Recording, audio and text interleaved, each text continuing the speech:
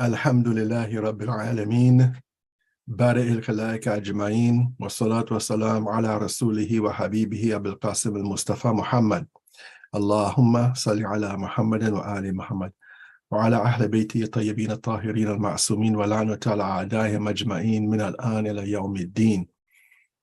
السلام عليك يا أبا عبد الله والأرواح التي حلت بفنائك. عليك مني سلام الله أبدا ما بقيت وبقي الليل والنهار. السلام على الحسين وعلى علي بن الحسين وعلى أولاد الحسين وعلى أصحاب الحسين. Assalamu alaikum to all of you, and I'm really pleased to be once more in I was going to say direct contact, but we're not in direct contact, we're in direct contact, but it's a little better than not being in contact at all.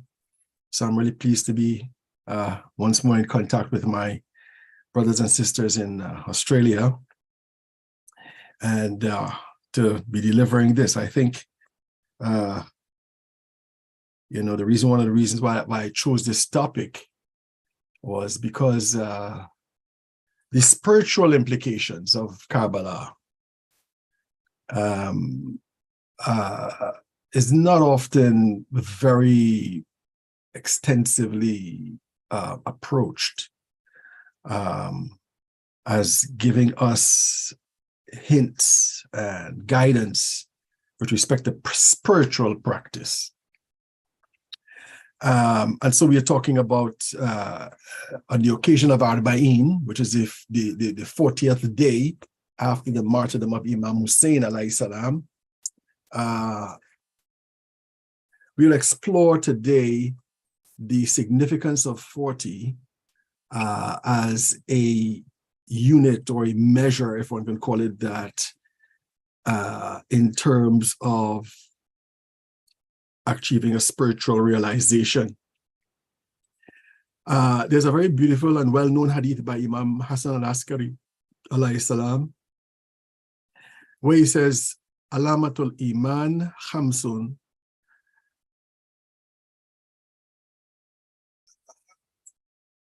اليمين وصلاة الإحدى وخمسين والجهر ببسم الله الرحمن الرحيم وتعفير بالجبين وزيارة الأربعين. It says the signs of Iman, and when the Imam mentions Imam, they either mean Iman in the generic sense of the word, as you would say in English, faith or belief. But Iman also is a code word or another word for the Shia, or for Shiaism. So the mu'min, when many of them talk about the mu'min, they could either mean the mu'min from the generic sense of the word, meaning the believer whose faith is paramount, and whose faith has entered their hearts. So a believer is higher than a Muslim. The Muslim is the basis for being a believer. And the other meaning, like the word Iman, the other meaning is Shia. So Imam Hassan al-Askari says the signs of Iman, or the signs of a Shia, are 5 things: wearing the ring on the right hand, or wearing a ring on the right hand, praying 51 units of prayer a day. And this 51 units of prayer is basically the sum of the obligatory prayers and the mustahab prayers, which number in total, when we include the Salatul Layl, 51 rak'ah. Saying the Bismillahir Rahmanir Rahim loudly, that is when we are making our canonical prayers or a salah, for the first 2 rak'ah, you say the Bismillah loudly, placing the forehead on the earth while prostrating, making ziyarat to Imam Hussein on اربعین. So one of the signs of the Shia is making ziyarah to the shrine of Imam Hussein alayhi salam. And if you can't go, you make the ziyarah in your home by reciting the ziyarat of Imam Hussein alayhi salam. Now, what is the significance of 40? The significance of 40 is basically a numerical unit for a spiritual practice which is done to bring one closer to Allah subhanahu wa ta'ala. That's what 40 is. It is not always something that is done. It is also a state that you get into, or the soul gets into, after particular practices that last for 40 days. And there are many hadith that refer to this. For example, there's a hadith by the Holy Prophet sallallahu alaihi wa alihi, Man akhlasa lillahi arba'ina sabahan ظهرت ينابيع الحكمة من قلبه على لسانه. He says, whoever makes himself sincere for Allah for 40 days, the fountains of wisdom will emerge from his heart emerge from his heart onto his tongue. So later on, we'll unpack this idea of sincerity. But basically, what it means is if you do a spiritual practice for 40 days, the nature of the spiritual practice could be very personal, or it could be a prescription for the realization of a particular spiritual state. As we mentioned before, 40 does not always have to be some kind of practice. It could be the time it takes to emerge into a higher state.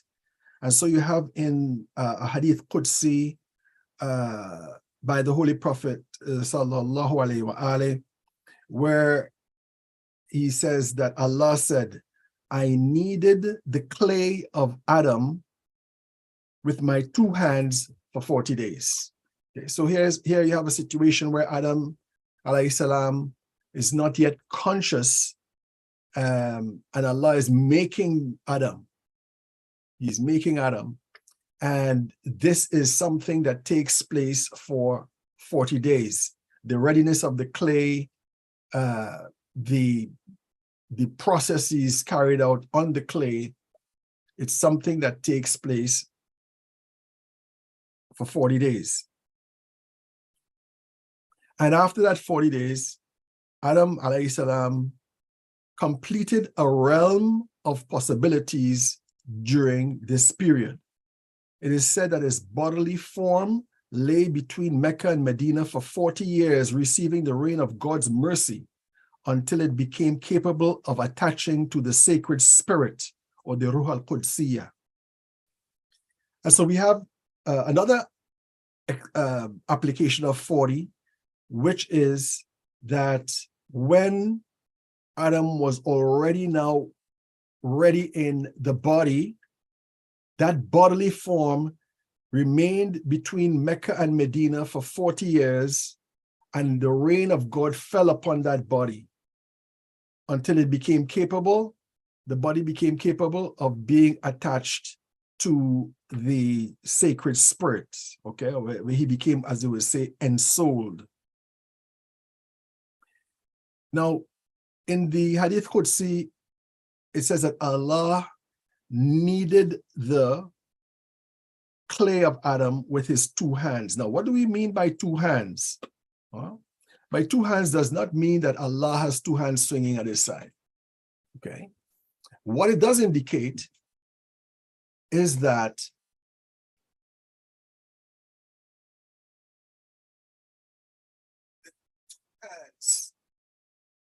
is a symbolic meaning, according to the great ulama, of two aspects of being. Two aspects of being. The right hand is symbolic of that aspect, that power that is sublime and positive. Okay.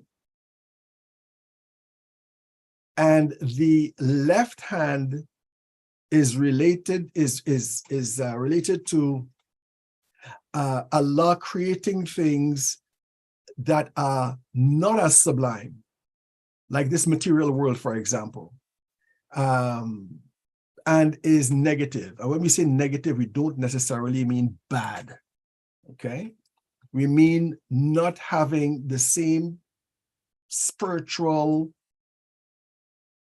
infusion, not having the same spiritual reality, on a sort of a lower level, okay, which would indicate our physical potential.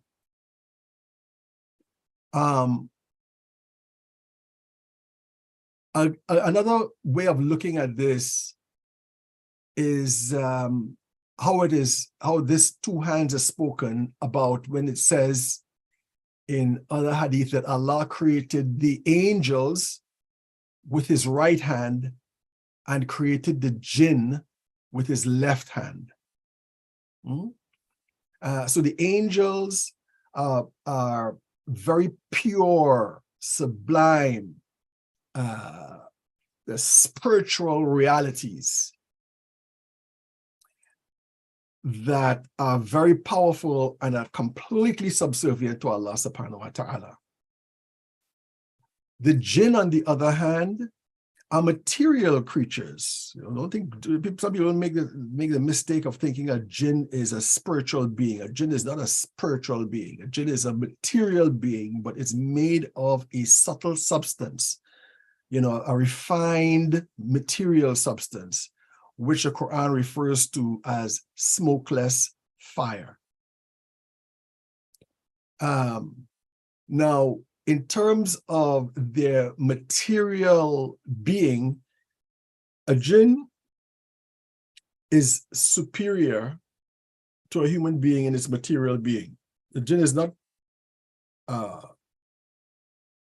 restricted by the limitations of this physical world. So a jinn could go through your wall, a jinn could get into your body, for example. A jinn could move faster than anything in this physical world. And so, but a jinn is an energetic being. That's why you call it smokeless fire. It's an energetic being. And so Allah created these two entities, one on the right and one on the left, one with the right hand and one with the left hand. And so Allah is creating the human being both with the right hand and the left. Now, what this means that a human being, in terms of the human constitution, has in itself both, or in itself, has both the spiritual world, the high spiritual world of the angels in their spirit, in that human being's soul. And it also has on the left side a body that is driven by things like desires and physical limitations.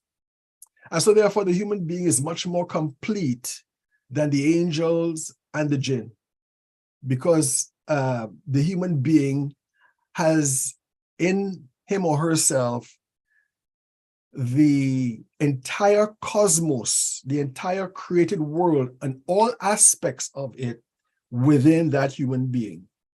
So the two hands means the maximum power, the diffusion of mercy and existential perfection, which is what the human being is created of. We also see that the number 40 is mentioned a number of times in the Holy Quran. One very significant example is the meeting with God on the mountain. And in the Holy Quran, it says, وَإِذْ وَعَدْنَا مُوسَى اربعین لَيْلَةً. And remember when we appointed with Musa 40 nights. So after those 40 nights, Hazrat Musa alayhi salam is now complete in his messengership, because at the end of that, he is given the revelation by Allah subhanahu wa ta'ala.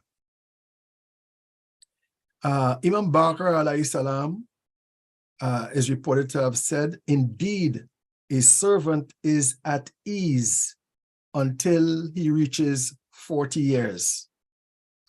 And when he reaches 40 years, Allah reveals to his two angels, truly, I have given my servant a lifetime, so be harsh and severe on him and record and write all his actions, be that major or minor, abundant or little. So the age of 40 is the age of maturity in Islam. At that point, by the age 40, one is taken very seriously, because you're supposed to have formed yourself. You're supposed to have developed yourself to that point where now you are no longer in the state of ignorance or the passion of youth and things like that. And so the judgment of Allah on that person from then on becomes much more severe.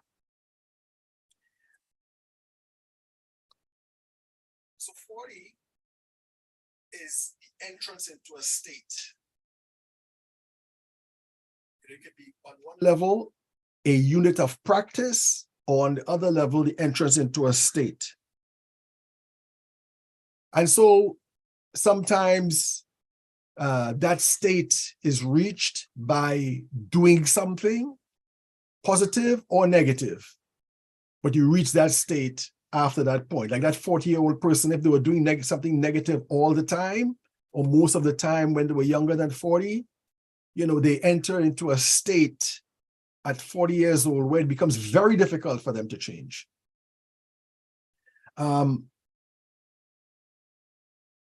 And so, for example, you have another hadith by Imam Baqir alayhi salam. He says that if one backbites another Muslim man or woman, Allah will not accept his prayer for 40 days and nights unless that person that you had backbited forgives him. We have the same thing for physical food, that if a person drinks alcohol, or if a person eats meat that is contaminated with urine, or if you eat non-halal meat and so on, your prayers will not be answered for 40 days. But it doesn't mean you shouldn't pray, right? It means that your prayers, even though you pray, which you have to, it will not be answered for 40 days. In a letter from Imam Mahdi, Ajalallah Ta'ala Farajahu Sharif, our Imam says, when a believer dies, if 40 men from among the believers attend his funeral and say, "O Allah, truly we know not of this person anything except good, and you know better than we do," then Allah subhanahu wa ta'ala says, "Truly I have carried out your testimony and have pardoned him of what I know and what you do not know." And so this is a good thing for us to keep in mind, that when somebody has passed away, it's very important to attend their funeral and ask Allah for forgiveness, because that asking of Allah for forgiveness will make a difference in that person's destiny after death. And then we have also the flood of Noah that lasted for 40 days. And we have, so many ahadith and so many verses of Quran that continue to mention these 40 days. Now, there's an interesting saying in the Islamic culture, and it's not clear whether this is a hadith or not, but the significance of this particular saying is very, very telling in terms of the importance of 40, where it says, "Whoever reaches 40 years old and has not taken up a cane is a sinner." Somebody who gets to 40 years old and doesn't start walking with a cane is a sinner. As you find a lot of ulama, older ulama, start walking with a cane, especially the very old ulama. They start walking with a cane to fulfill this statement. However, from the point of view of the Urafa, this means something very deep. It means that they say that when you're about to travel, most travelers, especially in those days when they didn't have cars and so on, in those days, you would pick up a staff, you would pick up a cane to walk with. This is to move things out of the way, to defend yourself and so on. And so therefore, the cane is a symbol of traveling. And with the completion of 40 years, it means that you have to get ready to travel. Travel to where? Travel to the hereafter. And so that cane signifies things like, okay, you weren't praying the night prayer, then you should start praying the night prayer. Then you should, start setting your sights and start behaving in a certain way that prepares you for entrance into the hereafter.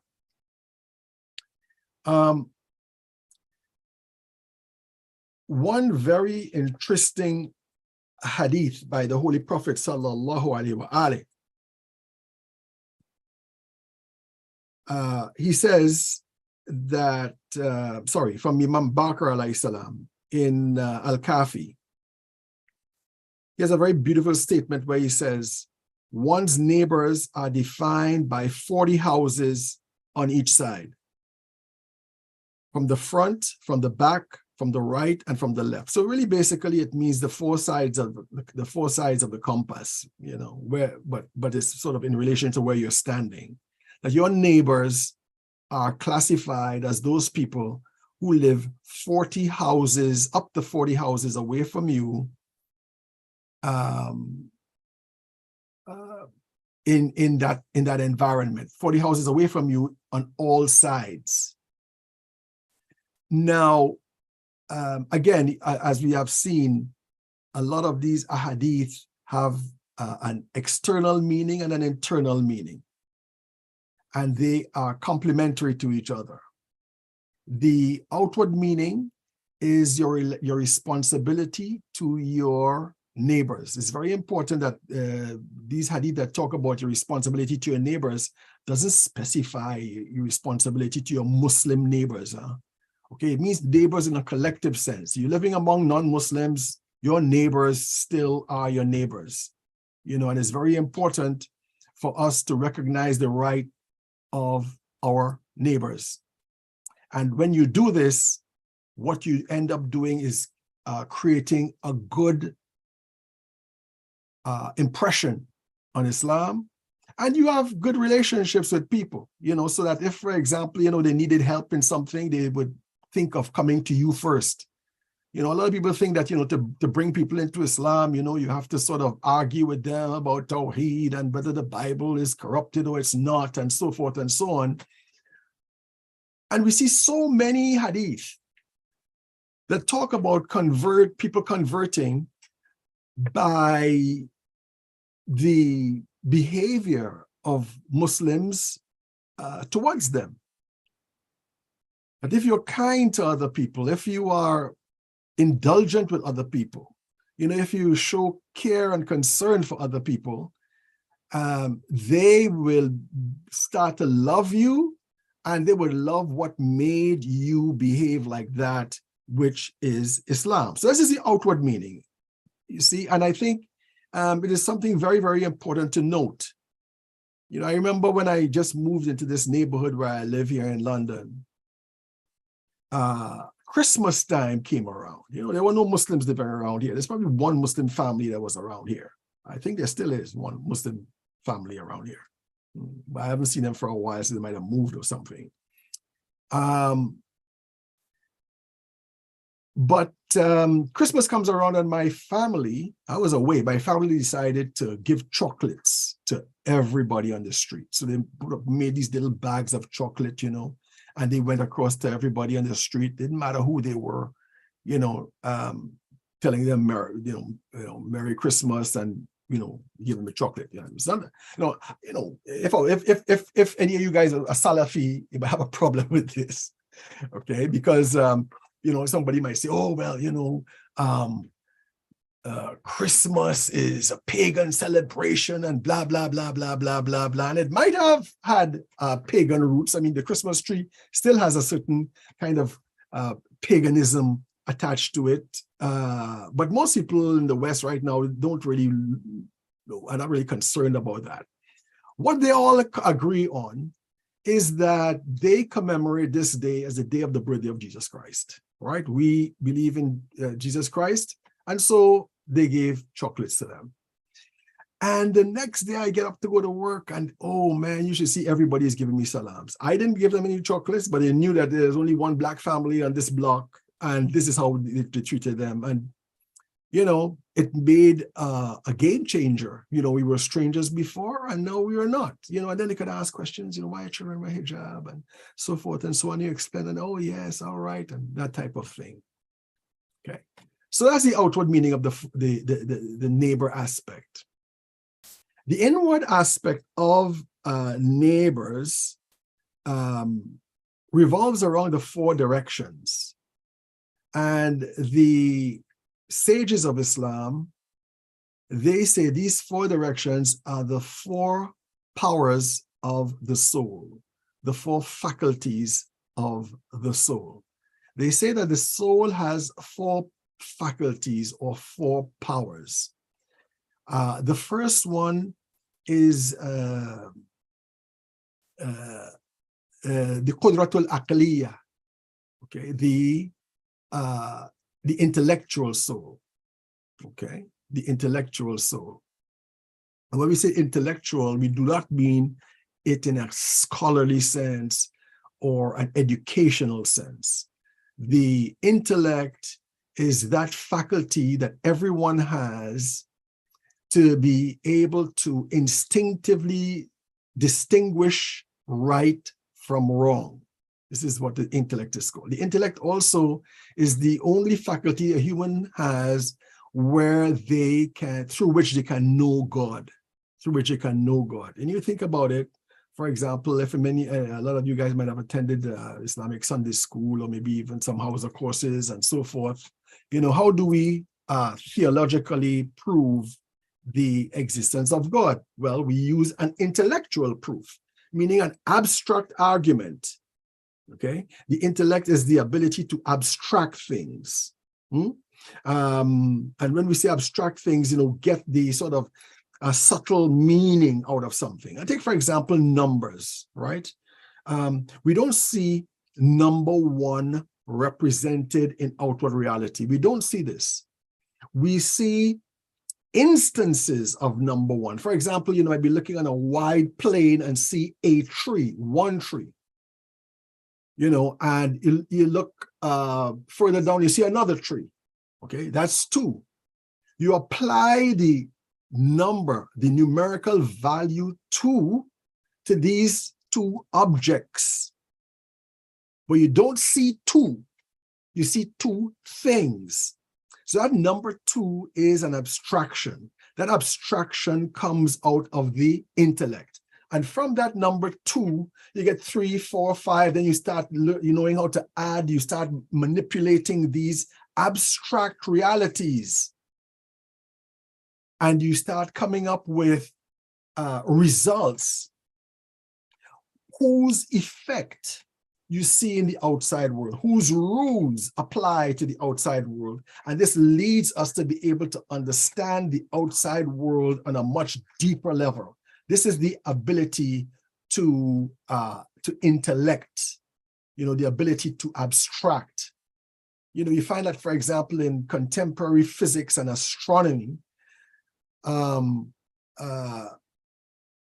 celestial phenomena that defy observation, like, for example, black holes, like even the concept of a multiverse, have been achieved through mathematics. With the right data, you can apply the rules of mathematics to come up with the idea that X exists or Y exists, even though we cannot see them, even though our instruments have not been calibrated to find them. After you make that declaration that X exists or Y exists that we cannot see, then you start developing technology and so forth to be able to see it or to be able to see its effects.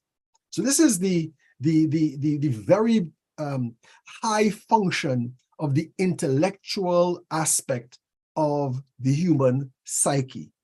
That intellectual aspect is the best way or the best facility that we can get to know God. So when we start talking about the proofs for the existence of God, we talk about, I won't get into the theological discussion about it right now, but just to sort of, illustrate what I'm saying, for those who have not done this, you have this idea, this concept of contingent existence. You start with the things that exist in the world.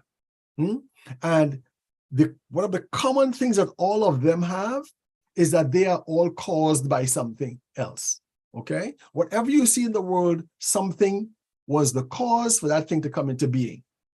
For example, you see a tree, you would think, well, for example, a seed is the cause of that thing coming into being. A seed goes back to another tree, which is the cause of that seed, and so forth and so on. And so everything in the created world has a cause. And then you ask, well,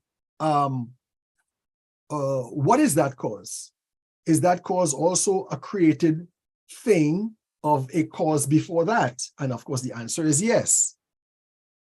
Now, the next question comes up, could this chain of cause and effect go on forever?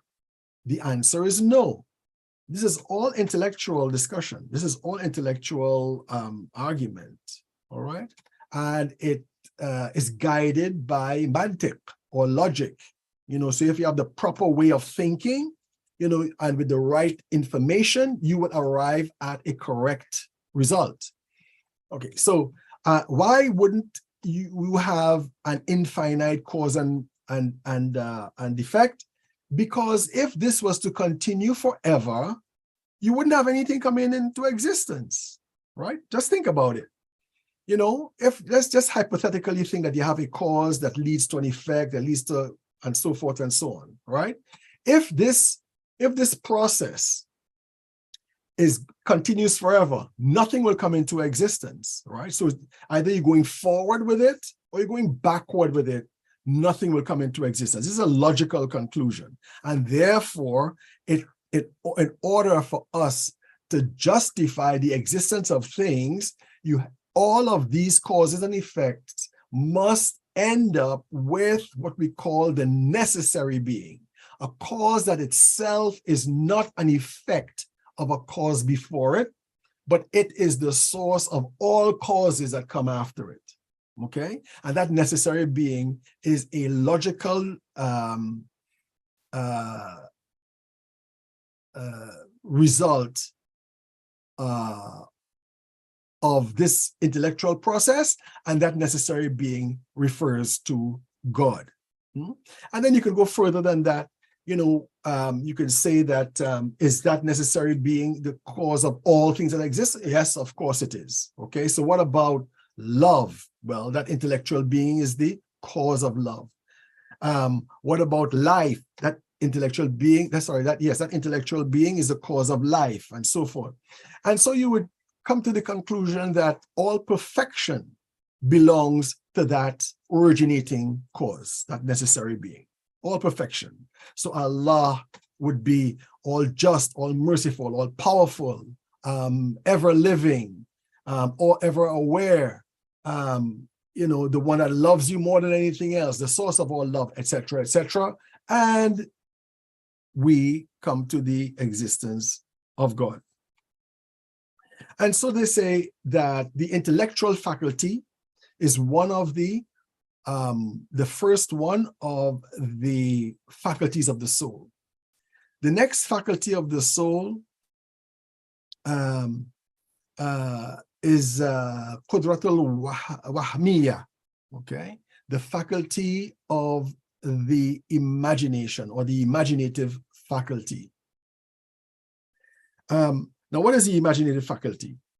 The imaginative faculty is that when you experience something, when you see something, you make judgments about that thing. You make judgments about that thing based upon your experience and your knowledge, whether that knowledge is a correct knowledge or an incorrect knowledge. And I want to give you an example of the wahm. Okay, I don't think the word wahm has been properly translated into English, really. They just call it the imagination. I like to call it the delusive imagination, or the potentially delusive imagination. And I'll tell you why. Let's say, for example, you live in a time when you didn't invent a boat. All right, so you have somebody come to the seaside and they look across to the ocean and they see the horizon and see a straight line, and that's where the ocean ends. You can say the sky meets the earth, or the sky meets the ocean on that side. All right, this is wahm, because this is what appeals to your eyes. This is what comes to your eyes, Or they can say, okay, I was walking and one day I came upon a cliff, and this is where the earth seems to end and the sky seems to begin. And when you came upon the cliff and you look down and this is the cliff ends, you can fall over. So they'll say that is the end of the world. If you take if you get to that point on the horizon, you might fall off. This is the wahm. This is based upon what they see. And then later on, for example, somebody takes a boat and they go up over that line, and then they come back and you realize that, well, no, that line is not that. Contemporary science is actually a means whereby you, how should I say, assume that whatever scientific theory exists could possibly be something wahmi. Okay, could be something imaginative in a delusive sense, which does not reflect the reality. And so you'd find that in classical physics, Newtonian physics, for example, And also in the times of the Greeks, they would look at, let's say, a material thing, or even like something immaterial like the wind. And they would say, okay, a material thing is made up of parts, of course. And so therefore, and this is where the Waham starts to operate, you take that as a rule. And therefore they say, well, in our imagination, we can break down a material thing to its smallest component. And they assume that is material as well, because this is what they have experienced. And this smallest material thing is called an atom. And it means that you cannot divide the atom any smaller.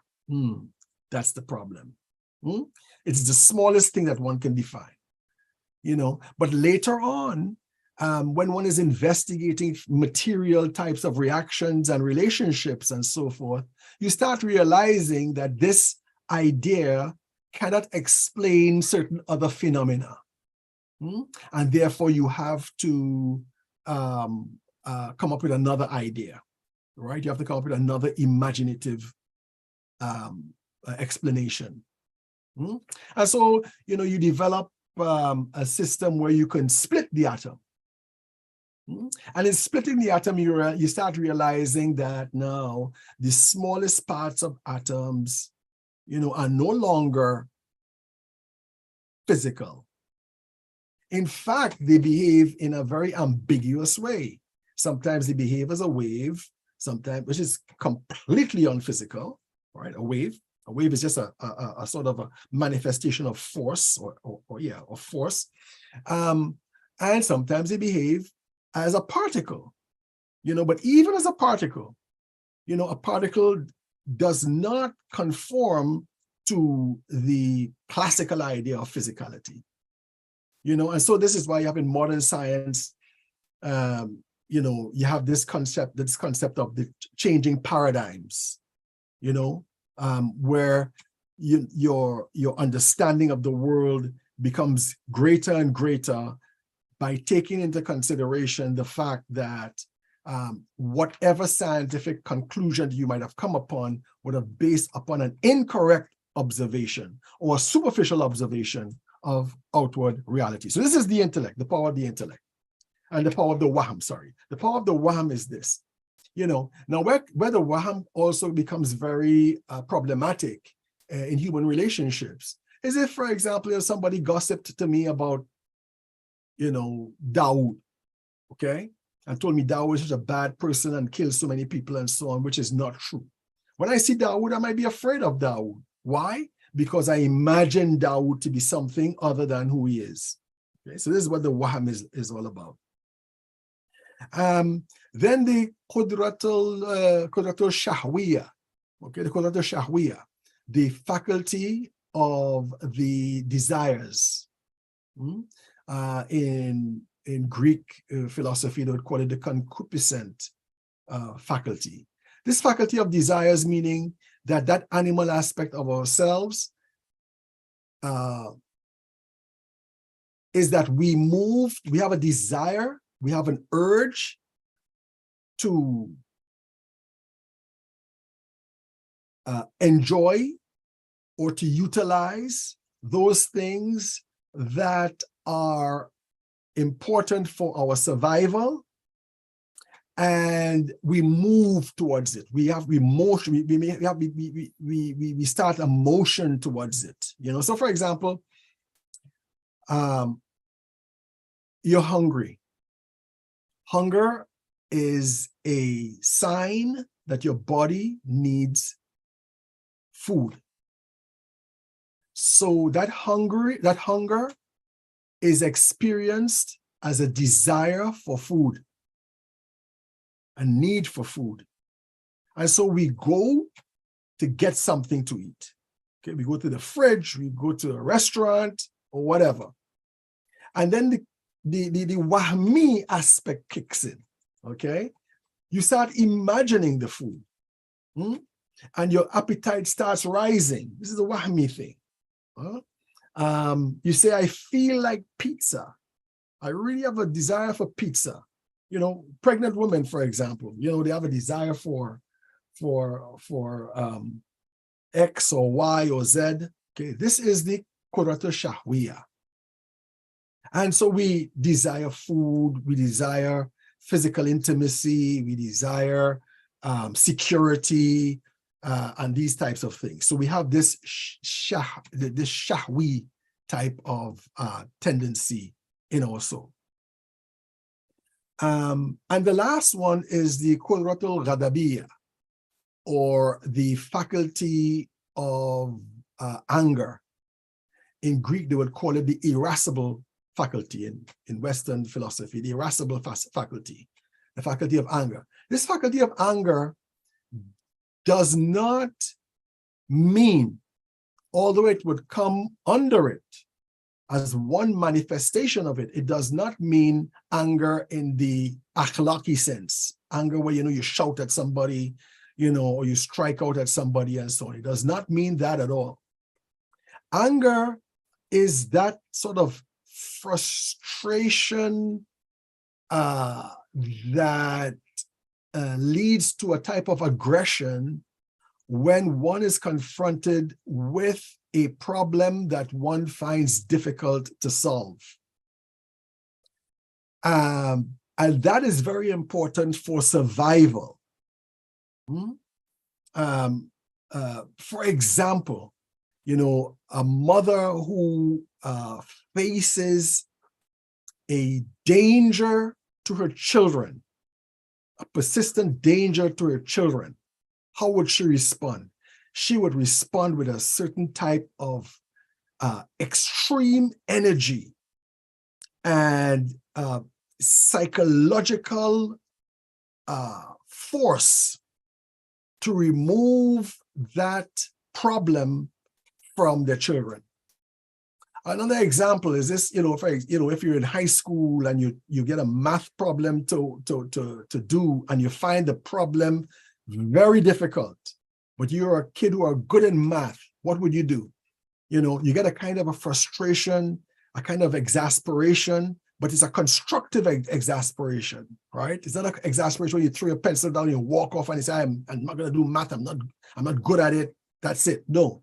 You have a constructive kind of exasperation where you persist in trying to solve this problem until you do. This is a Qudratul Ghadabiyya. Now, all of these four faculties of the soul, they have their dark side. All of them have their bright side. Their bright side is basically to maintain our survival, that internal drive to maintain our survival. The dark side is that we can become dependent upon them. We can define by ourselves by them. And of course, this leaves out the intellectual part, because the intellectual aspect is something perfect in a certain, in its essence. But we become defined by them. They dominate our personality. We become excessive with respect to them. So for example, in our Qudratul Ghadabiyya, instead of restricting that aggressive faculty of anger, that aggressive, irascible faculty, to solving problems that threaten us, we see other human beings as problems that threaten us, unjustifiably, because, you could see an oppressor as somebody that threatens us unjustifiably. And so we react to that person by trying to eliminate them, just like we try to eliminate a math problem. Not necessarily kill them or anything like that, but destroy them, destroy them with our tongue, tell them something very bad, you see, and things like that. Okay, now that person can be actually disturbing your peace of mind. That person could probably be threatening your security, not necessarily by arms or anything like that, but like, for example, let's say a person who is facing a possible divorce from their partner, which they don't want to leave, or they don't want to let go. They can react to that with hostility. Okay, this is one of the dark sides of anger. Or for example, in the Qudrat al-Shahwiyya, we know that we need to eat to live, and we know that as Muslims, we need to eat halal food. X loves halal food. X is obsessed with halal food. X becomes a glutton. He's eating halal, but he's doing a bad deed to himself. This is the Shahwiyya. Or people who are, sex addicts and things like that. This is, addiction itself is a manifestation of the dark side of the Qudrat al-Shahwiyya. The Wahmi aspect is that there's a lot of people who look at the world from very simplistic and stereotyped eyes. Okay, a good example of the negative side of Qudrat al-Wahmiyya is racism. Okay, which could be perpetuated by the preponderance of images that the ruling groups in our society perpetuate for us to, let's say, discriminate against people who don't look like us. You find that when it comes to things like LGBTQ positivism, people who are positive towards LGBTQ+, you find that is something that is rooted by and large in the media. How the media refers to them, how the media promotes them, and so on. How governments insist that other governments follow this idea, how you elevate this business to the idea of human rights and so forth. All of these things affect your Qudrat al-Wahmiyya. And so you find that whereas in the past, people would have a tolerant attitude towards some of these things, even though they thought it was wrong, and even those people who practice those things themselves would have thought it was wrong.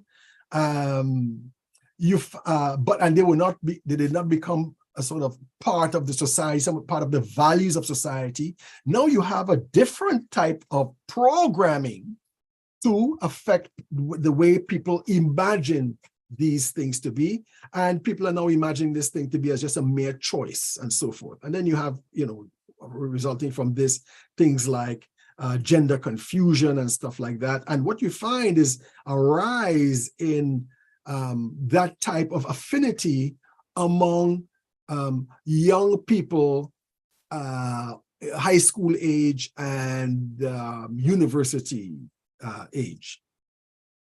And so you find the proportion of people who adhere to these types of gender ideologies and so forth increasing, especially among girls in school. It's very interesting. All right. So this is the Qudrat al-Wahmiyya, and this is the dark side. Now the 40 houses extending in each direction means that you have there are 40 of these steps that you have to go through, dealing with your own Wahmi orientation in order to correct them, in order to become aware of them, in order to become aware, for example, of some prejudicial aspects of looking at your life and looking at other people's life and so on. This is that type of inner struggle that you would have to be facing with respect to that. And a lot of people are subjected to this Qudrat al-Wahmiyya. A lot of people, right? I remember when I was in the Hausa, and we had this Iranian sheikh teaching us. He was about maybe between 35 and 40. And he was one of those, brown sheikhs that would call what do you call them? Sabze, right? Sabze. We would translate that into English as olive-skinned, very dark guy, right? And we kind of became kind of friendly with each other. And I said, if you were in America, you could be classified as black, right? Because, of course, a lot of African Americans tend to be mixed race to a certain extent. Most of us tend to have, Amerindian or American Indian ancestry. My mom is like, 1/4 Amerindian, for example.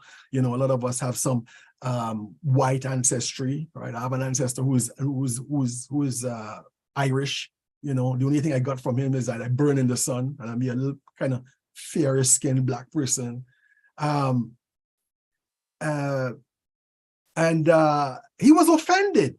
I mean, a sheikh, right? He was very offended. He stopped talking to me because he took it as an insult. You see, this is Qudrat al-Wahmiya. All right? We do not know with what sight we are looking at the world. We don't know. Okay? And like a crazy person, we project what we assume something to be on that thing and relate to it as if, it is that thing. Like a person who is paranoid, for example. A person who is paranoid would look at a stranger in a room as a threat when that person is not a threat. That's a mental issue. Okay? And this is the aspect of the Qudrat al-Wahmiya. With respect to the original hadith that I had mentioned, whoever makes himself sincere for Allah for 40 days, the fountains of wisdom would emerge from his heart onto his tongue. What it means by sincere, makes himself sincere, is that sincerity has two aspects to them, one related to the other. The lowest level of sincerity is where you practice sincerity, is where sincerity is something that you don't have naturally, but you practice it, okay? So for example, one aspect of sincerity could be, let's say, in your prayers, all right? You want to pray in sincerity. And so, you decide that, okay, from tomorrow morning, I'm going to get up in time to pray my Salatul Fajr. And so tomorrow you make an effort to get up, right? And the next day you make an effort to get up. What you're doing is you are making yourself sincere. And the person who does that is called a mukhlis, a person who is acting sincerely in order to become sincere. And it's very interesting. Okay, this is something. This is something that how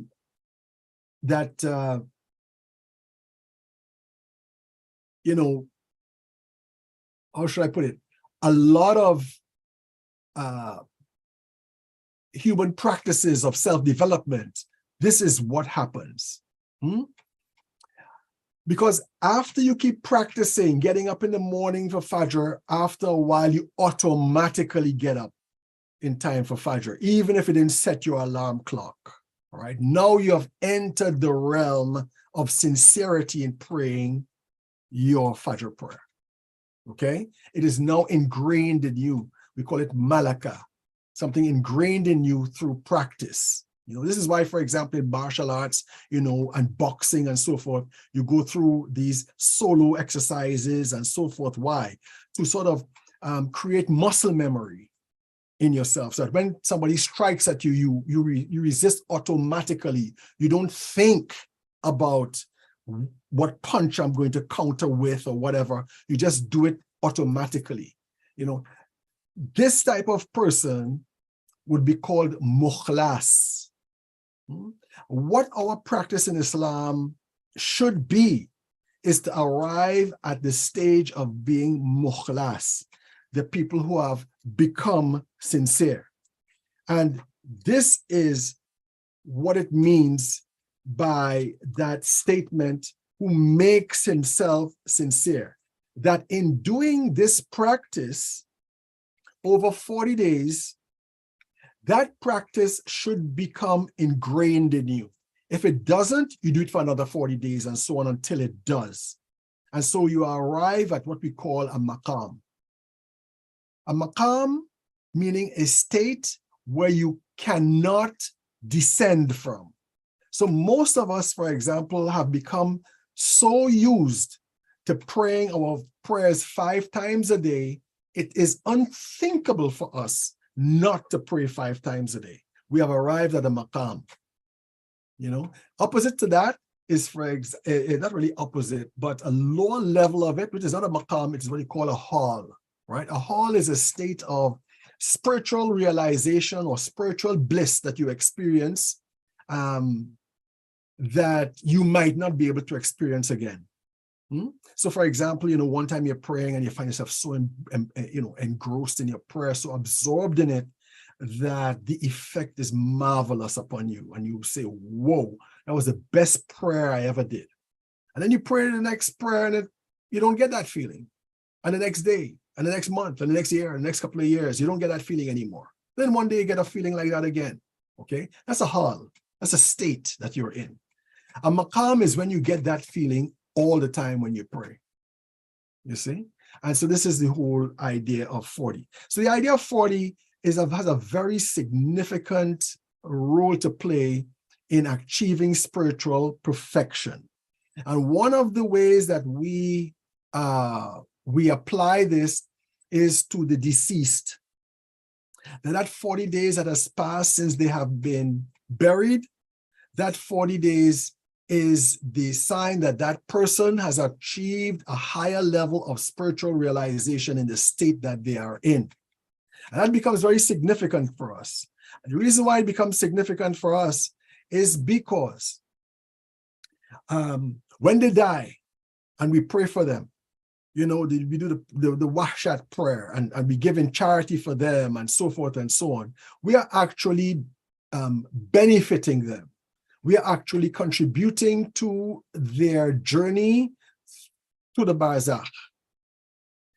When they get there, and if they get there in a higher state, they can do things for us.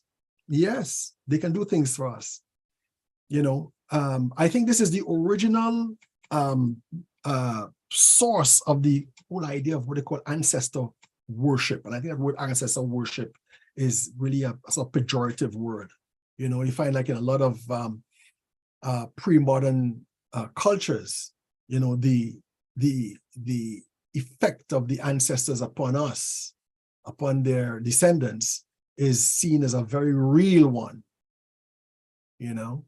And so this is what they can do for us. Yeah. All right. So the number 40 is very, very important. The number 40 and visiting the Imam Hussein alayhi salam at that time is one that is very, very important for us and good for us, as is mentioned in that hadith by Imam al-Askari alayhi salam. And it is something I think you all should all try. All of us should try this. You know, the more intense the 40, and the more sincerity you practice with that thing. You know, so if you, for example, you want to fast for 40 days as a means of spiritual purification, you know, all other kinds of things start coming in on you. All other kinds of things, thoughts that are not correct, frustration, you know, wanting to sleep all day, you know, things like that, you know. And so you struggle with this in that ikhlas, inshallah, you know, you get an experience, you get a state where, as it says, you will, you know, what knowledge is in your heart flows from your tongue. And when we say the heart, you know, we don't mean the physical heart, we mean the center of our being. And the center of our being is something that is not physical. Okay, so I'd like to end here, and I'd just like to mention something about the martyrdom of Imam Hussein alayhi salam, that we should keep in mind. So Imam Hussein alayhi salam is now alone. His back is broken. Hazrat Abbas has been killed. And this is why he says his back is broken. And so it is said that, Imam Hussein would attack the enemy, and they would flee away from him like sheep running away from wolves. And it's not only that they are afraid of the martial skills of the Imam, but all of them are afraid of killing him. All of them are afraid of killing him, which proves that they were guilty because they knew that it was wrong. Until encouraged by Shimram and Umar Saad and so forth, they start attacking him from afar. They start showering arrows at him. And the weaker and weaker he became, the more and more they became bold to attack him directly and physically. So while they were afraid to attack him, Shem shouted to them and says, "Woe unto all of you, why are you hesitating with this man? May your mothers weep over you. Kill him." And then the Imam was attacked from every direction.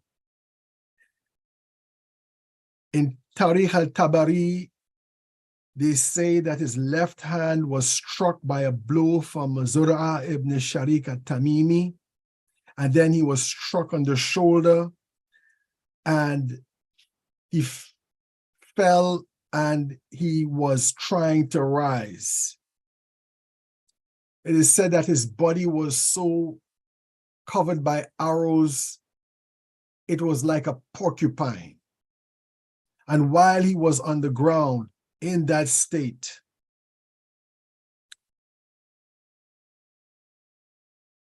Saleh ibn Wahab, la'natullah alayh, stabbed the spear into his side that caused Imam Hussein to fall from his horse and land on his right side. Then Zainab came out from the door of the tents, crying, "Oh, my brother, oh, my leader, oh, my family, I wish the skies would fall down to the earth and the mountains would crumble to the desert." Shem continued to encourage his soldiers, "Why are you hesitating with this man?"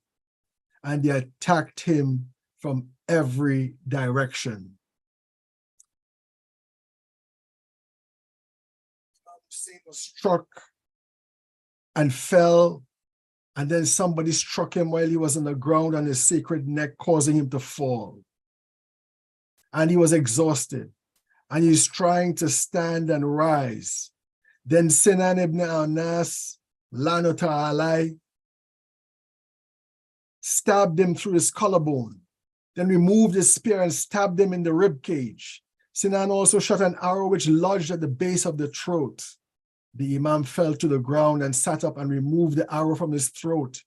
He placed his palms at his neck, and every time they were filled with blood, and he would wipe his hands over his head and beard, saying, "I shall meet God in this manner, with my hair dyed with my own blood and usurped of my right." Then Umar ibn Sa'ad said to a man on his right, "Woe unto you, get down and go to Al-Hussein and finish him." Khawli ibn Yazid al-Asbahi ran to him to sever his head, but at the last moment began to tremble. Sinan ibn Anas al-Iyadi, may Allah curse him, came down and struck the throat of the Imam with his sword while saying, "By God, I will cut off your head, even though I know full well that you are the son of God's messenger and a man with the best of fathers and mothers." And then he severed the sacred head of Imam Hussein, alayhi salam. At that time, a violent, intensely black dust storm arose in the air. It was accompanied by a wind of red dust through which nothing could be seen. The people thought that the punishment of God had descended upon them, and it stayed like this for a time before the storm finally moved away from them. Assalamu alayka ya Aba Abdullah wa arwah allati hallat bifinaik. Alayka minni salamullahi abadan ma baqit wa baqiya al-layl wa nahar. Assalamu ala al-Hussein wa ala Ali ibn al-Hussein wa ala awlad al-Hussein wa ala ashab al-Hussein. Okay, so we are going to have a question and answer now. So if you want, you could, I don't know, raise your hand or something. I guess anyone with questions, please mention your study also. Yes, Assalamu alaikum. Salah. I'm Jawad from Melbourne, Australia. Thanks for thanks for your lecture. I mean, I have a few questions, but I prefer to have what we say that the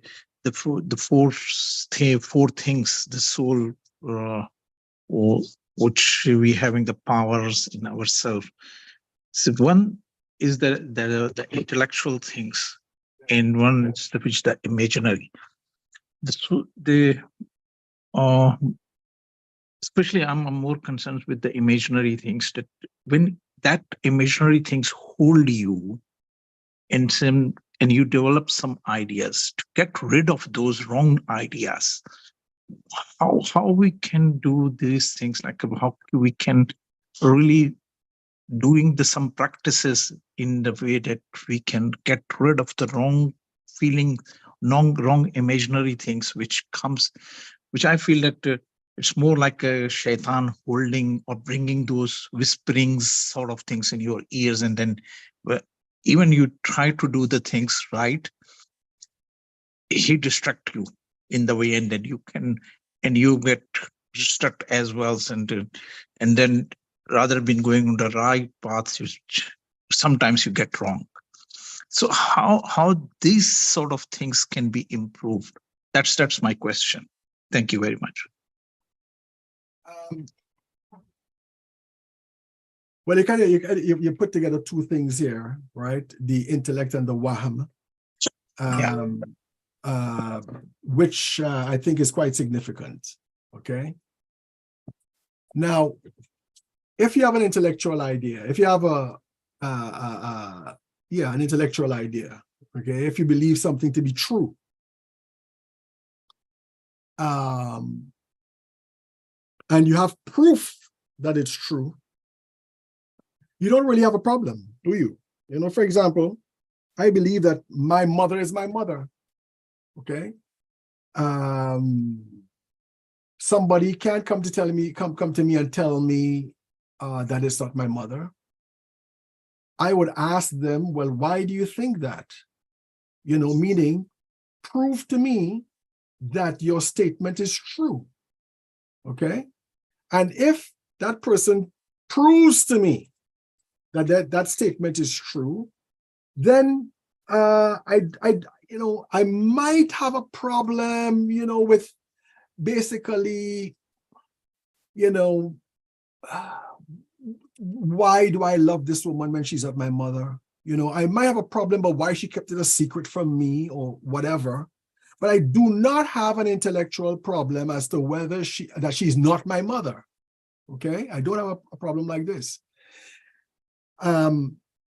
If I have witnesses to my birth from my mother, if I have, the birth certificate and, the DNA testing and stuff like that, nobody could come and tell me that this is not my mother. Okay, so the intellect is the one that dominates everything. Now, if we have a problem,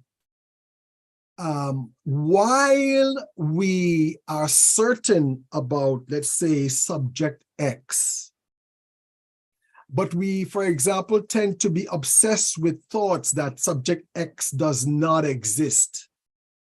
Then there's another problem happening here. It might be psychological, okay? Or it could even be social or socio-psychological. What I mean is this. You have a lot of young Muslim people, for example, who believe in God, who believe that God exists, right? But they go to school, they go to Western schools, the culture, the environment is a kind of an atheistic environment. Then they start getting doubts, okay? What it indicates is that either their intellect is deficient, okay? They're not using it well enough, or even if they were using it well enough and they still feel like this, it's because of some kind of desire to be accepted by others and things of that nature. So I think what a person would really need in this sense to sort of ask a question about this. Where is this coming from? Because as the Holy Prophet sallallahu alaihi wasallam said, the intellect is the inner prophet of a person. The intellect is ma'asum. The intellect cannot be wrong. Okay? Your reasoning can be wrong, and sometimes we sort of equate our reasoning with our intellect. Correct reasoning is not wrong, but fallacious or false reasoning is wrong. So that means that you have to really go back and sort of scrutinize your intellect, what reasoning that you used, to arrive at this, and whether the reasoning was incorrect or not, or whether there's a psychological aspect to this that is not really rational at all, but just simply psychological. Good. Thanks for this. I mean, sir, I'm getting there. Okay, reasoning. So, questioning to your reasoning. It's another interesting subject because sometimes it's very difficult to choose between the right and the wrong when you are having you are reasoning, you are challenging yourself in so many ways, and then say, okay, is this right, or is that right, or that right, or this wrong? So that sort of and then in choosing the right thing, where both ideas looks very similar to each other, and in differentiating the things, okay, what's the right and what's the wrong? How I mean, what sort of powers we should use to really challenge to get to the right one? Well, I mean, you have to compare the two processes. You have to compare the rational premises of the belief in that thing, the assertion of that thing, and you have to compare them. Just like we do in school. You know what I mean? A person would have a theory about something. Another person would have a contrary theory about it. You compare the both of them and you decide whether one is correct and one is incorrect, or they both might be incorrect. So then you propose another theory. So this is basically how we do it. All right. If you two people, you're two witnesses to a particular crime, for example, okay, and you are called upon to testify about the crime occurring. One person says, no, there was no crime that occurred. Another person says, yes, a crime occurred, and they are called to testify. What you examine is the reasons why they have these two different beliefs about the thing that occurred. And this is where a lawyer comes in, and he questions them, basically upon, their waham. What did you not see? What did you see, and how did you see it? Where were you at the time? How far away were you from the incident that occurred? Were there any things that came between you and the thing? All right, and things of that nature. You use in our daily lives to decide whether something is right or something is wrong, something is correct or something is not correct. Now some things might take longer time because they might be more profound to grasp, but the same process occurs here. Okay.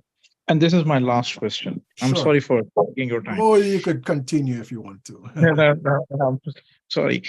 Yeah, if for some reasons I'm wrong on some practices, I'm doing some practices which is definitely wrong, and I do it more than the 40 days, and then would like to and then realize that, okay, this is what I'm doing wrong. Let me correct it. Yes. So, and then I'm targeting these 40 days sort of practice. Yes. Okay. And if I'm not getting there, how to, reassess my things and to get into the right way? I appreciate your answer. You continue. Among the great Orafa, they would practice this 40-day practice, and if they did not arrive at their result, they would do another 40 days and another one until they did. Okay, keep it. Okay. Yeah, and you tweak it a little bit more. I mean, look, let's say this has happened to me, right? As a novice, I'll go to the gym, I want to build my body, right? So I go to the gym and I'm working out with a partner, and I don't see any growth, okay? And I'm there for a couple of months, I don't see any major growth. I want to know why. Why am I not seeing major growth? And I talk to my friend, and he would say to me, what are you eating? Are you eating regularly? Are you eating with the right diet? Okay. And I assume I said, yes, I'm doing that too, right? Then he would ask me, what's your sleep like?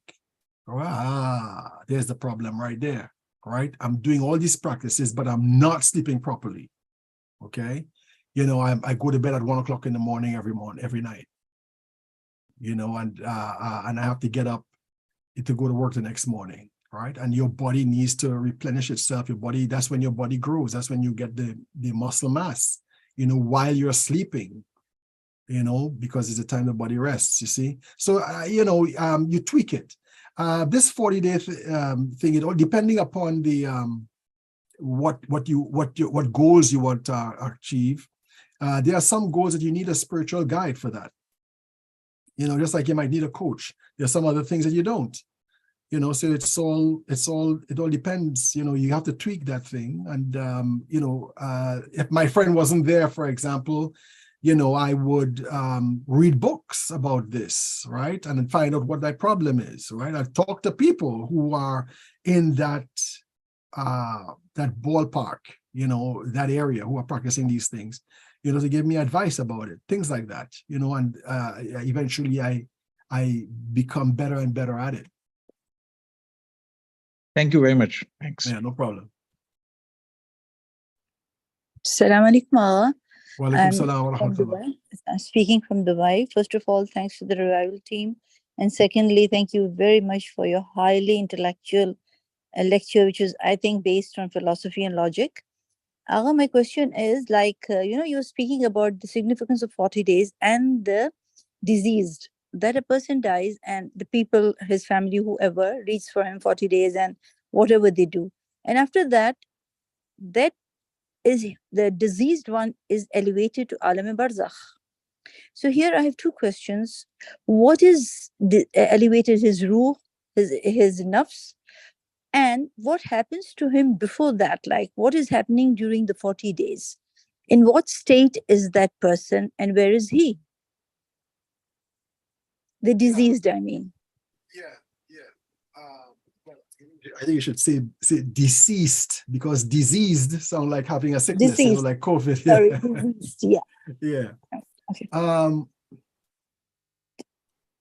I haven't really researched too much about what happens to the soul after 40 days. I mean,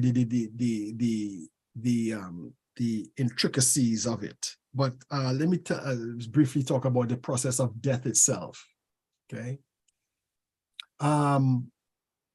First of all, the spirit always requires a body. The soul, what is the soul? The soul is an intermediate reality between the body and the spirit. The spirit is the names of God that define our immaterial nature. What I mean is this. The entire universe, all things that are created are basically manifestations of the names of God in the physical or in the created realm, or things that have combinations of the names of God. Okay? So for example, a rose manifests the Jamal of Allah. Okay? But it doesn't manifest the power of Allah. A mountain might manifest the power of Allah, but it doesn't manifest the knowledge of Allah. You see? The human being in potential is comprised of the names of Allah, which we have to realize. Okay, because the universe is God's self-expression. That's why the universe is made up of signs that do what? Indicate God's presence, signs that point us to God's presence being sort of revealed to us in a certain sense through that thing that we are contemplating. And so we have this body, which is an animal body, all right, but in a much more elevated sense. For example, we walk upright, which is very symbolic, but I don't want to get into that right now. And we have our spirit. That spirit is is the manifestation of these names of Allah. Now, before we came to the earth, we're different to each other, right? And we're different to each other in terms of to what level the names that comprise us are manifested or are powerful or are not. A good example is Fir'aun, right? I can't remember one great arif said, Fir'aun had less of mercy and more of compelling, all right, of Jabr, okay? And this is what made him a tyrant in this world, okay? But in the world that we were in before, which is defined as us in the loins of Adam, that's a world, okay? That's something biological, that's a world. Us in the loins of Adam, where all the souls are arranged in ranks, all the spirits are arranged in ranks. You had Pharaoh there, but he's a pure spirit, and that's a spirit who represents or shows the names of Allah in his presence. It's in that realm, he has no problem. Okay, he's not a tyrant. It's when he comes to this world, he's a tyrant. Because that Jabriya, that compelling aspect, and the less of the mercy aspect leads him to behave like this. Now he has a will, he has an intellect and a will, and he could look at himself and say, that compelling aspect and this lack of mercy, I should try more mercy, and less compulsion upon people. If he did this, he would be perfected, okay? But he didn't. What he creates for himself is an intermediate being, which is called the soul. And this is very complex, right? We have our souls begin with our bodies. It starts with our bodies, but it grows beyond our bodies, okay? Our souls become immaterial. That soul becomes the body for the spirit of that person. So the spirit of Pharaoh, which is always pure, okay? But it still needs a body through which it operates. It now is connected to this new body, which is what we call our nafs, our soul. In other words, this nafs becomes a real entity, an outward entity, once you enter the grave, once you die, okay? Your nafs disengages from your body, and it now becomes a new sort of focus for the spirit. And so you enter into barzakh. Now, barzakh basically starts when you're in the grave, okay? Because when you're in the grave, for example, you can see the angels. That's a barzakhi function. You can't see the angels in your living state in the world, okay? You are you. You have your identity.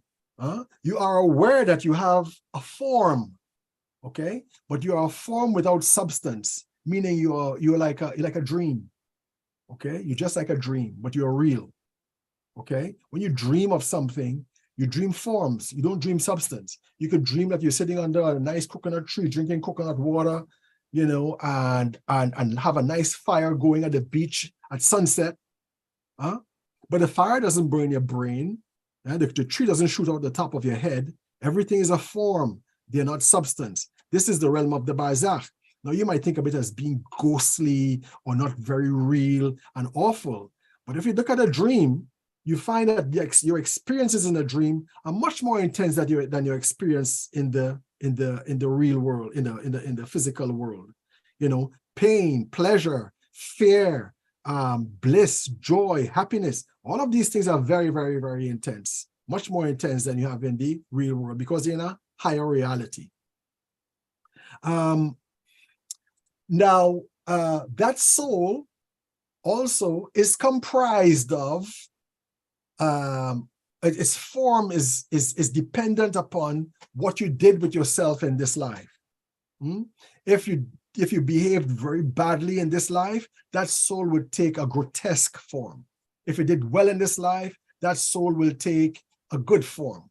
And even those things that are invisible in this world, like we mentioned mathematics, for example, are visible in that world. All the things that are abstract for us in this world are entities in that world. So your good deeds, your reading of Quran, and all of these things, they take a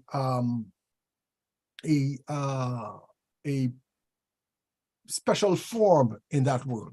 You know, so there's a very beautiful hadith that, and it has some variations on it, that it says that, you know, the person in the grave will see come emerging from between their shroud and their body a person of a very beautiful figure and countenance.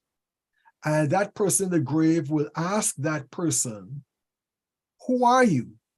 And the person would answer, "I am your good deeds that you used to do. I am your good deeds that you used to do." Or some hadith say, "I am the Quran that you are attached to, the Quran that you used to read."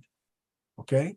Now, the reading of Quran is an act. Yes, you can see an act taking place, but you cannot see an act objectively. In other words, you cannot see the act as an act in itself without it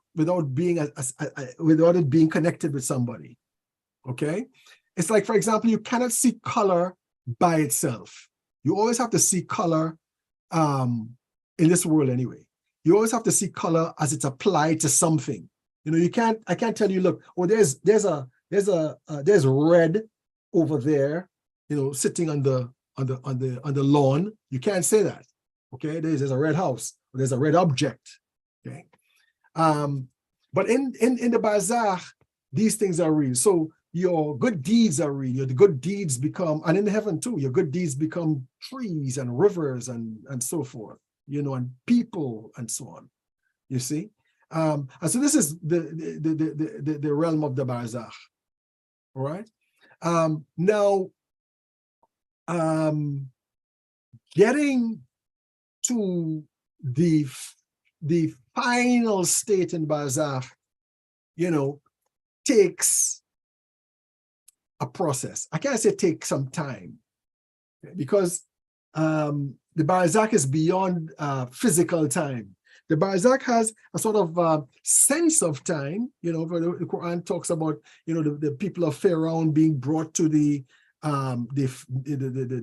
edge of the fire morning and evening. All right, where are they? They're in the barzakh. There's morning and evening, but it's not because morning and evening because the earth is rotating around its axis, facing the sun and stuff like that. No, not at all. Okay, the principle of morning and evening is there. Okay, but not necessarily the physical interactions. That is not there. You see, so it does take a period. You know, so for example, the ordinary soul has to deal with first of all the phenomenon of death itself. You know, it's separation from the body. And when I say separation, I don't mean the soul is inside the body. Huh? Okay, that at that point the soul is outside the body but connected to the body. All right. And then you know, then you have the process in the grave. All right, and then after the process in the grave, you have it's becoming more and more aware of the barzakh, and it's going through these phases. Now, I don't know what these phases are. I can't talk about it, but this is basically how it happens. And after a while, a point is reached, a phase is reached, you know, where they are completely separate from the body. When I say separate from the body, not that they are attached to the body by any kind of you know, physical or spiritual means, but an affinity to the body. Imagine you're living your life for your whole life, and this body was you. You know, it's a kind of difficult to overcome. And I believe that this overcoming of the attachment to the body is what really is where these phases of the 40 come in.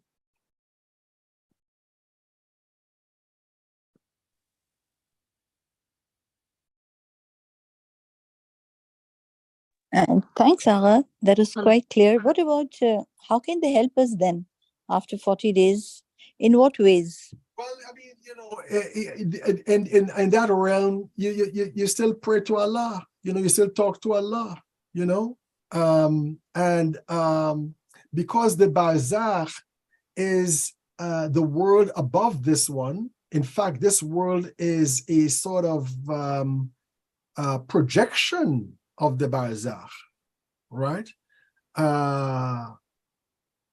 You know, whatever is done in the barzakh could affect here on earth. Okay. Let me give you a sort of an example. Okay, you know, sorcery, right, or magic. Now let's think. You know, when we talk about the worlds, okay, the alameen,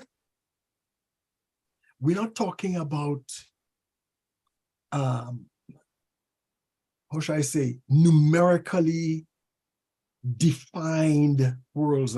You know, when we say there are 7 heavens, okay, it's true that there are 7 heavens, but not necessarily 7 in the numerical sense. Okay, 7 could mean in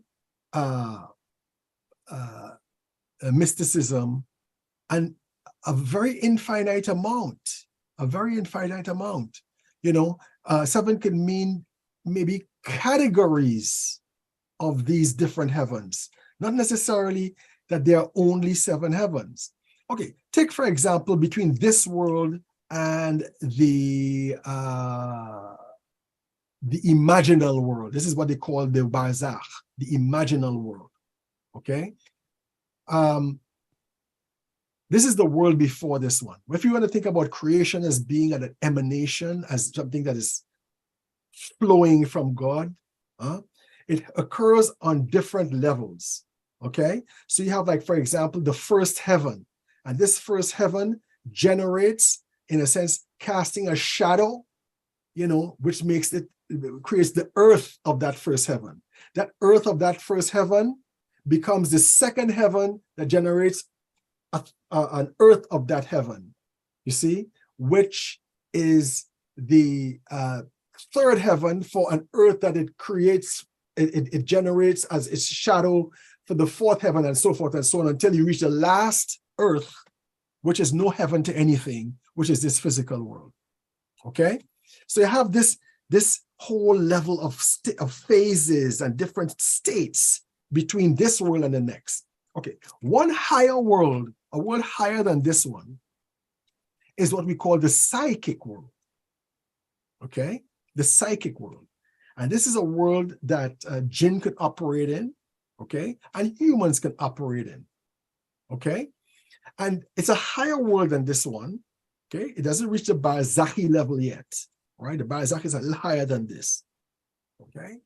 And it is in this world that people do sorcery. It's this world that do magic on people and mess them up and stuff like that, okay? And they do this with imagination and so forth. What I'm just trying to show you is that activity on that level affects what is happening on the level below.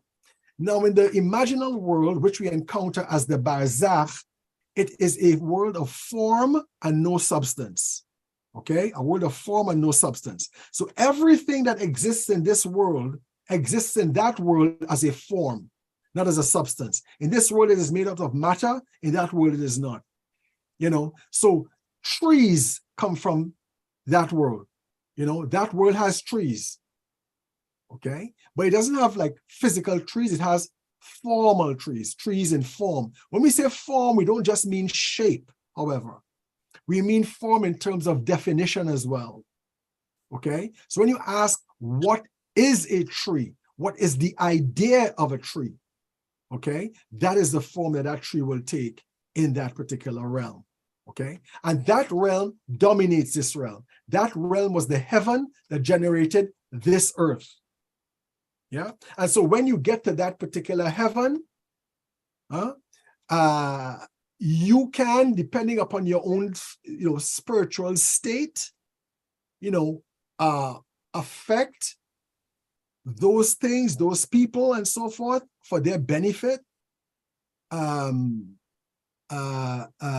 In terms of your actions, your guardianship, etc., things that would help you.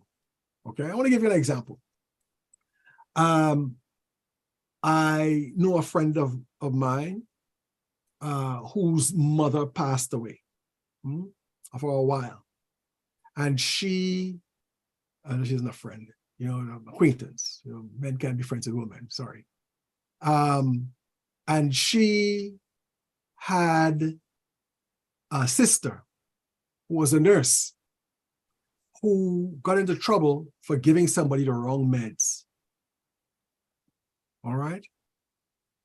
And they were sure that she's going to lose her job. And this girl had a dream. And she saw her mother standing by a hole. And she asked the mother, "Why, mother, are you standing by this hole?" She says, "I'm standing by this hole to prevent that daughter of mine from falling into it." That hole is the problem that she was in. She didn't have a problem, the case was resolved and so on, and she didn't lose her job. Right? Mind you, we are not encouraged to pray to our ancestors. We can't pray to our ancestors. Okay?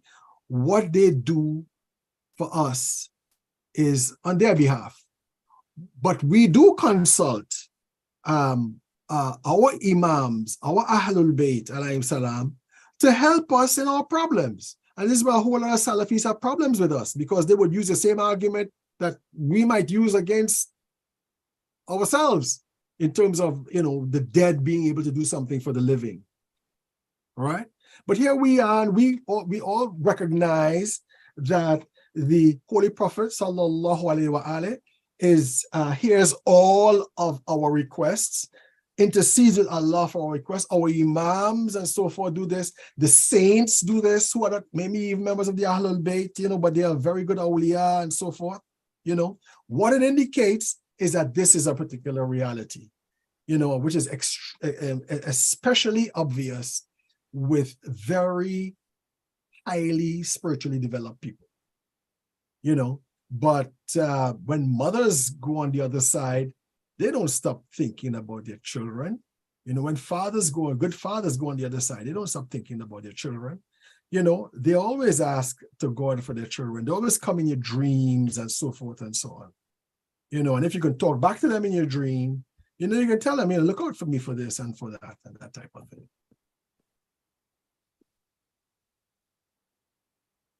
Salam alaikum. Walaikum salam. Calling from London. Nice to my hear home from you, sister. Sheikh Haneef. My home sister. Yes, and I am your student also in the Hausa. I miss your classes these days. You're no longer Inshallah, coming to the end of September, inshallah, we'd see each other again, inshallah. Inshallah. Thank you very much. So my Who question was, who am I speaking to? Dr. Lali Fatima. Okay, Dr. Lali. Okay, yes. Go So ahead. my question to you was, Sheikh, already the brother has touched upon that question, the brother from Melbourne, about how you do some things for 40 days consecutively, maybe fast, wudu, and pertaining to the hadith, man akhlasa lillahi اربعین sabah. So then you don't find anything literally happening. And then you think that maybe there is some problem in my ikhlas. And also about hikmah. If you do have hikmah, how would you know? It's such a subtle thing to have hikmah, wisdom, so to say, because Allah says that man uti al hikmata yuti al khairan kasira. So how would you know that if you have gained something subtle like that, or you need to do more vigils and more? Would you know for certain that you've achieved something at the end of 40 days? Yes, you would. Right? You would. And it's a secret to us in a sense, you know, because if you check this hadith out, that person will find wisdom flowing from their tongue, flowing across their tongue from their heart. Okay? I have other versions of that hadith that says that person would find wisdom flowing from their tongue from a place they do not know. Okay? So, you know, wisdom is something that comes out of spiritual practice. Wisdom is something that comes from us controlling our nafs, our evil side. You know, wisdom comes from knowledge. I don't think you could achieve wisdom if you don't like to read or you don't like to learn. I don't think you can achieve wisdom. Okay? You know, especially in this YouTube age and that type of stuff where everybody wants to learn something, you know, visually by some kind of video or something like that. No, right? Wisdom means seeking knowledge and meditating on it. All right? Now, it's not an easy thing. It's not that, you know, you do 40 a'mal, you know, for 40 days. And mind you, the 40 days, you cannot say, I'm off today, I'm going to continue day 3 tomorrow and so on. You have to do it for 40 days. Of course, women with their monthly cycles and so on are exempt from that particular rule. They could interrupt that. But nevertheless, it is not just doing something for 40 days and achieving a result. No, it is doing something with 40 days with ikhlas. All right? It's with ikhlas. So what you have to do is to sort of,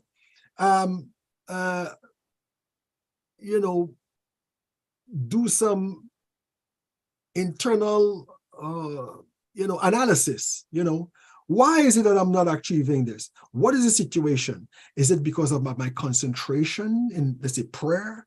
Is it because in certain areas of my faith, I lack, you know, knowledge? You know, it is, you know, these type of things are very, very important because this is something not for the ordinary person. This is something for somebody who is actually in the process of doing jihad al-akbar, of fighting jihad of the nafs. Okay? So maybe you could say that, you know, that 40-day thing that you want, you might need 40 days to achieve something that is a preliminary to it. Okay? So, for example, I can't say that, okay, I'm going to do 40 days reading Ziyarat al-اربعین, Ziyarat al-Ashura for Imam Hussein alayhi salam, when I'm not very you know, diligent with my prayers. You see what I mean? Right?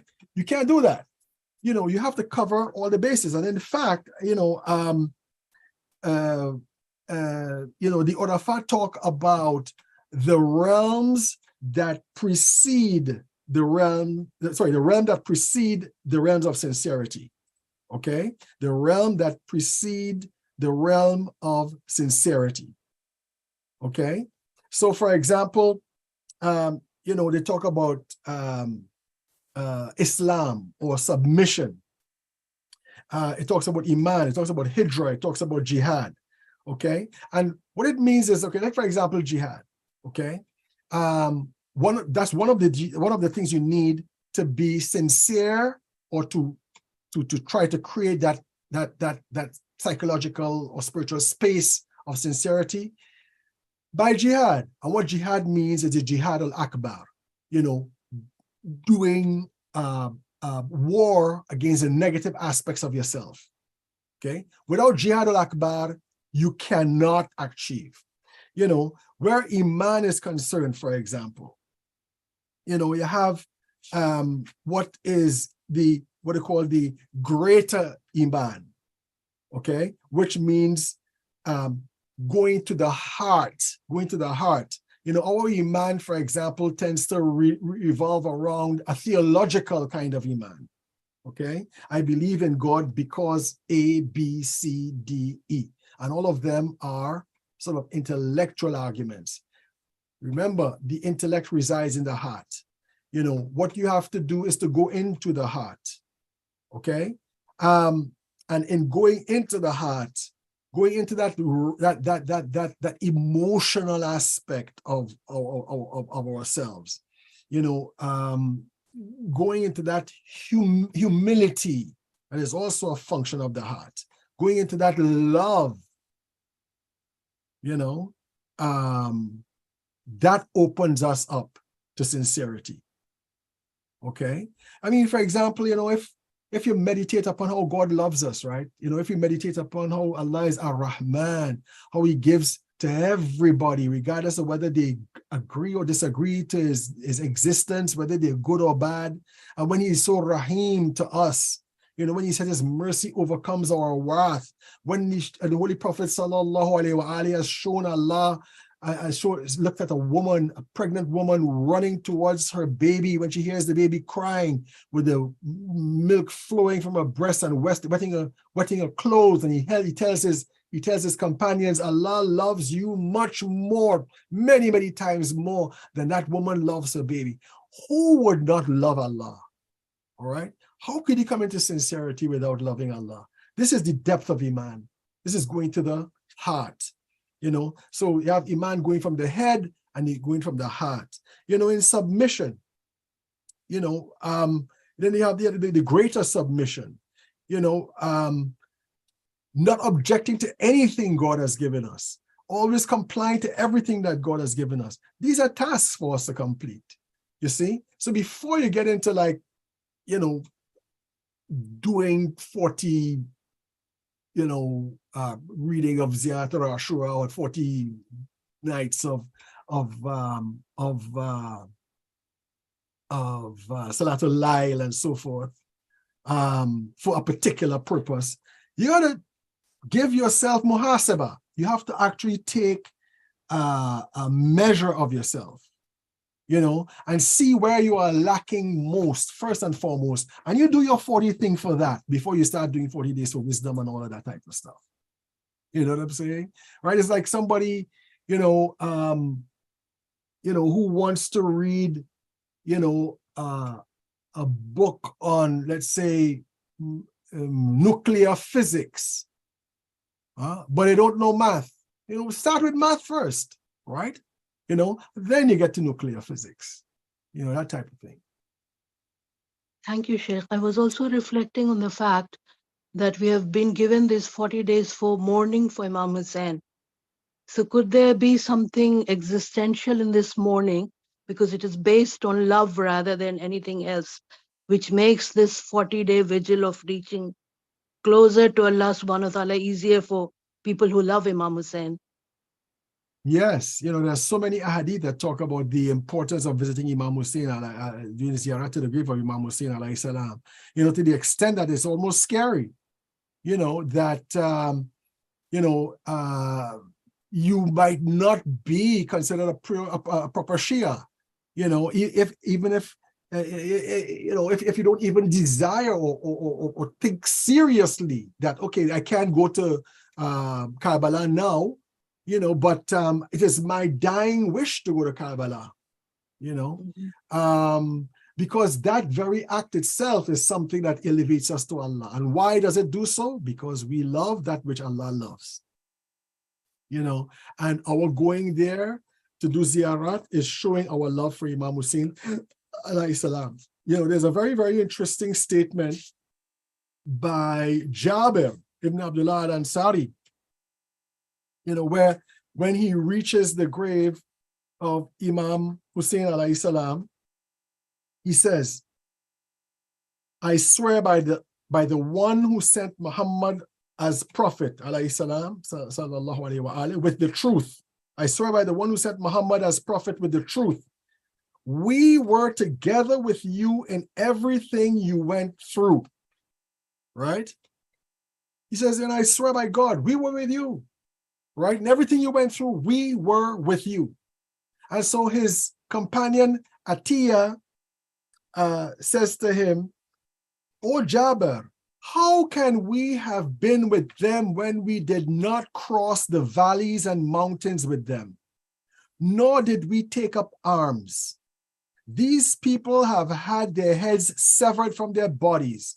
Their children have become orphans, and their wives have been left widows. How could we say that we were with them? And Jabir replied, O Atiyah, I have heard my beloved, in some translations they say my friend, right? Habibi. I have heard my beloved, the messenger of God, say, Man ahabba qawman hushira ma'ahum, wa man ahabba amala qawmin ushrika fi amalihim. A person who loves a people will be resurrected with them.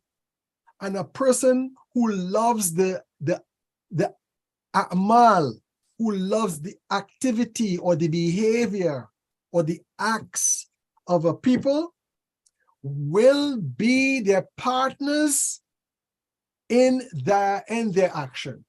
Okay, so I see a person over there praying, and I love to see that person pray, then I will be resurrected with him.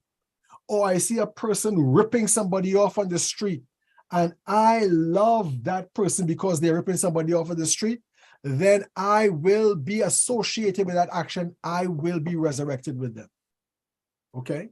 So going to Karbala is a kind of reenactment of this principle.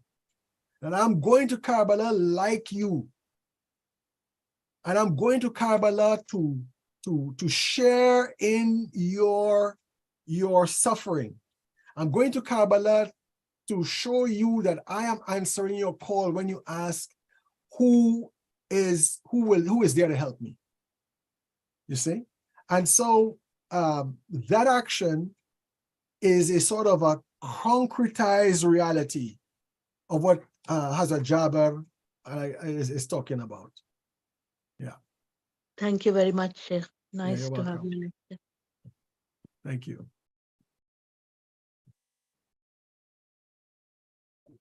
Yes, Aga, there's a question in the chat Sure. from Karachi. Yes. In that they're asking in Surah Ahqaf, ayat 15, who's the person Allah appointed who completed 30 months, his mother bearing him in womb and weaning him, and at the age of 40-year-old, he thanks to the Almighty Allah. Well, I think this talks about human beings, basically. I mean, there might be other depths to it as well, but here again, we talk about the 40 years, okay? That this 40 years a year symbolizes completion, symbolizes the highest strength of that person. Basically, this is this sort of,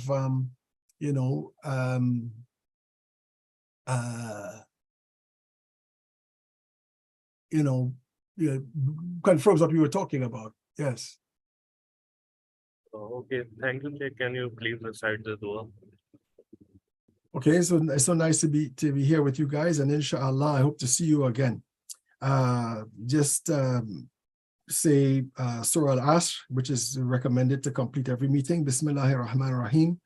والعصر إن الإنسان لفي خسر إلا الذين آمنوا وعملوا الصالحات وتواصوا بالحق وتواصوا بالصبر. اللهم صل على محمد وآل محمد. اللهم صل على محمد وآل محمد. اللهم صل على محمد وآل محمد. الحمد لله. السلام عليكم ورحمة الله وبركاته.